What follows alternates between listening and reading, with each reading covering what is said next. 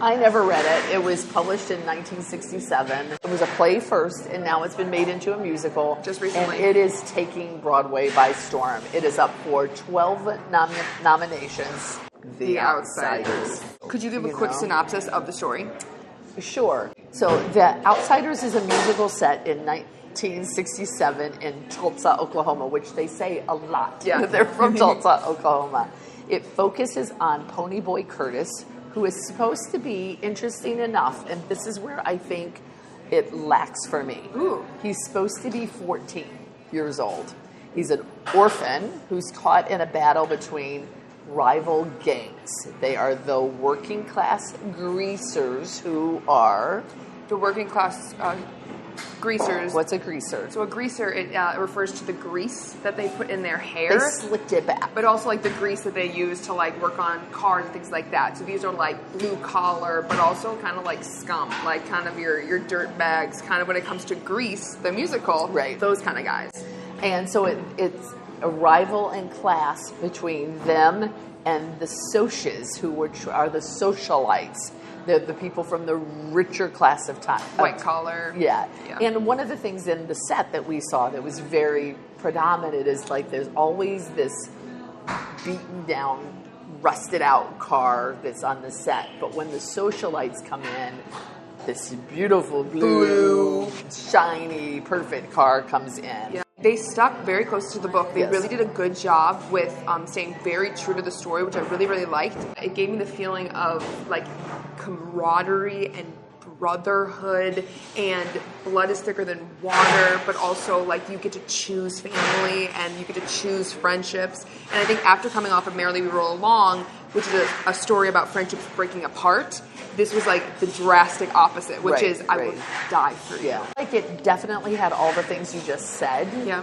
I don't know that I felt like it moved me the way that A West Side Story does and the way that Newsies moved me. And I really actually spent much of the evening thinking about why that is. So what did it lack? You get caught up right away in this story of Ponyboy, and he introduces his friends to him. You know, they're on the playground, and which is very interesting enough. The set has like playground rubber material on all over it, which they were kicking into the front row of the audience. They would call it the splash zone. So Ponyboy in the very beginning gets caught up where they really pick on him a lot. There's a whole bunch of other events which I think should have torn my heart out, but didn't. Do you know why? I think it's because they portrayed him as too old. I think that if he had really been portrayed as the underdog of the gang instead of old enough to kind of take care of himself, I think my heart would have gone out to him more. So is that directing or is that acting? Like, could he have acted younger, or do you think it's the direction they cast? I think they cast him older. What did you think about any of the other acting? I think the acting was good. I had a hard time.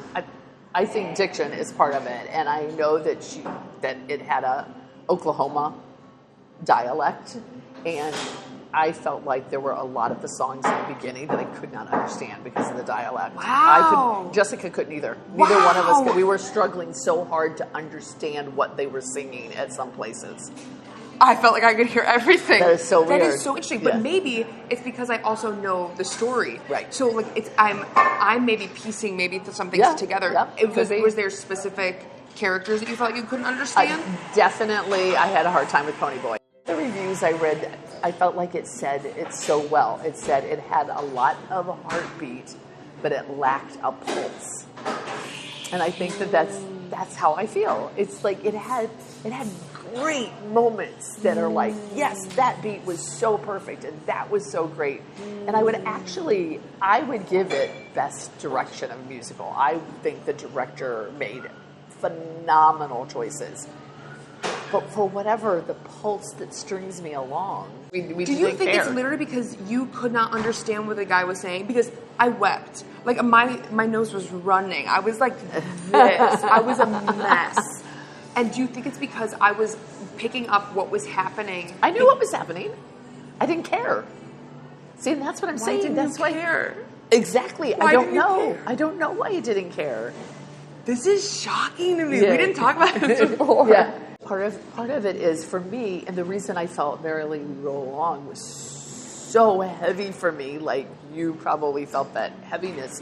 It was hurtful for me, but I'm more in that stage of my life than I am these young people that are just starting out, that are striving to get ahead and striving to break class and all that kind of stuff. That's not where I'm at anymore. And the moments that I cried in The Outsiders is because I felt like it was so real, specifically when it comes to the male psyche and men not having areas to express.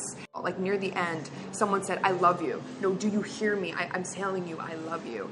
And like, it's because the whole entire time he was not able to express that. And one of the men who like passed away in it, that would be a trigger warning, suicide when it comes to Outsiders. Yeah. The reason he did it is because he felt so buried down and he could not express that to anyone because he was always a runner, he was always a getter and a goer. So like I cried in the sense of we saw this beautiful side of masculinity, which was camaraderie and coming together, but then we saw the stark opposite, and that's the hardship of masculinity, which is you communicating your feelings and being able to have like guy friends that you can cry with and like die with. So like that's why I cried, because I got connected to that. Yeah. But you did not pick up, like you did not grab that. Like that was wow. Yeah. Acting wise, as far as like the ages that they cast, you're like not so much.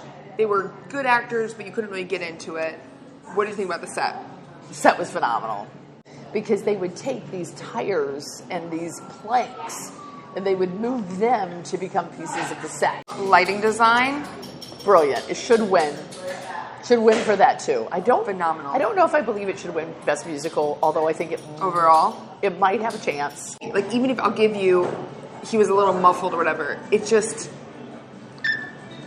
She loved it. I thought it was phenomenal. Shout out to Jason Schmidt. It's his Broadway debut. Jason, it was fun to meet you last night. We chatted with him, and whenever he did his bow, he pointed up to the Lord. And so I said I really appreciated the point. I really loved it. And I said, like, I love that. And he goes, oh, actually, like, a lot of the guys in the cast are believers. So I was like, that is super interesting and so uplifting, because Reba is all about, why did we leave Broadway? Why did we leave entertainment? Gotta have Christians the light. need to be back in it. Gotta have the light. And apparently, Outsiders has a lot of believers in it, and that's just like. And you think that should get it Best Musical? Hey, if the Lord wants it to happen, Reba, it'll happen. The takeaway for me is to not judge a book by its cover, because that's what we do. We say, if you came from that side of the tracks, you're uneducated. If you came from that side, you have your act together. And in fact, one of the characters even says, hey, don't prejudge us. We have our own problems that are unlike anything else that you have experienced. Yeah. That's the takeaway. And I think we do that today. And we do, don't 100%. think we do, but there are so many ways that we do. 100% that we judge other people all the time. I love that. I love that. All right. Well, until next time, this is just me And me. talking to you from the wings from New York.